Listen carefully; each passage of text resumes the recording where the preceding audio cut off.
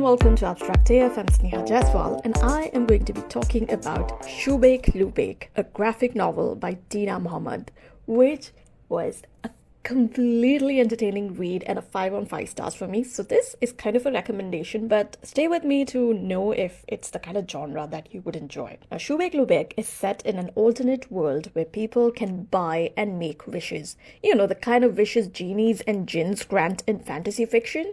Yeah, something like that. The author and artist Deena Mohamed wittily blends unpredictable magic and mundane realities in this book.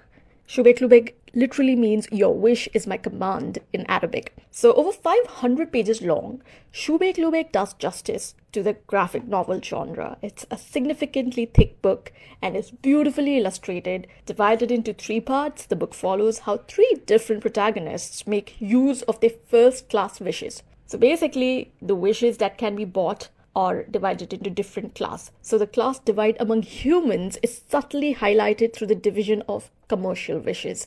Third class wishes, known as deliceps, are very affordable, sold in cans, but are the trickiest, where the user rarely gets what they want and often ends up getting physically hurt. So basically, third class wishes are very affordable, easy to buy, but they do not necessarily grant your wish. For instance, if you wish for a house, a third class wish would give you a miniature house the size of a brick that lands on your head and gives you a bruise. This does not really happen in the novel, but that's just an example.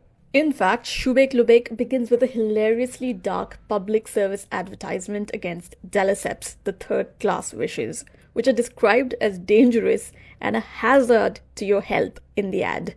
A colorful prologue establishes the common thread between the 3 stories in the graphic novel, which is a small kiosk where 3 first-class wishes are up for sale. First-class wishes, well, they work 98% of the time and give you what you want, and are super expensive. So who ends up using these first-class wishes and what happens to them forms the story.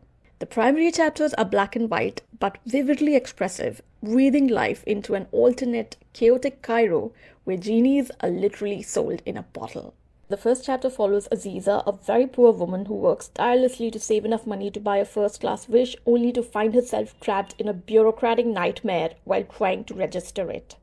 Yes, the story is set in a world where wishes are heavily regulated. Conversely, the second story follows Noor, a very wealthy college student who buys a first-class wish on a whim and then grapples with the moral dilemma over whether someone as privileged like her should use it. Interestingly, the third story focuses on the kiosk owner's journey and how he came to possess the 3 first-class wishes. For me, the most fun and relatable part of Shubeik Lubeik was Noor's struggle, who's a regular, cheery college kid on the surface, but is completely listless, unhappy, and maybe even clinically depressed. Noor's self-awareness of both her problems and privileges will be relatable to many readers. Besides, it's also very refreshing to read how practically Noor tries to tackle her state of unhappiness. From making mood graphs to seeing a mental health professional, Noor tries a bunch of things before giving in to the temptation of using her first-class wish.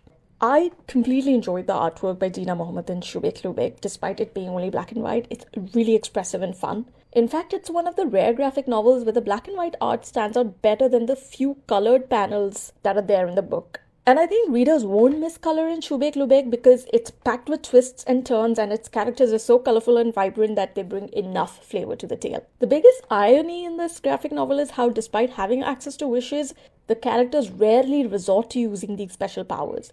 Deena Mohamed brilliantly displays that if we did live in a world where you could buy wishes, it would just be a lot more chaotic and troublesome than a regular world. I absolutely love this graphic novel and would totally recommend it. And that's all for this edition. Talk to you the next time.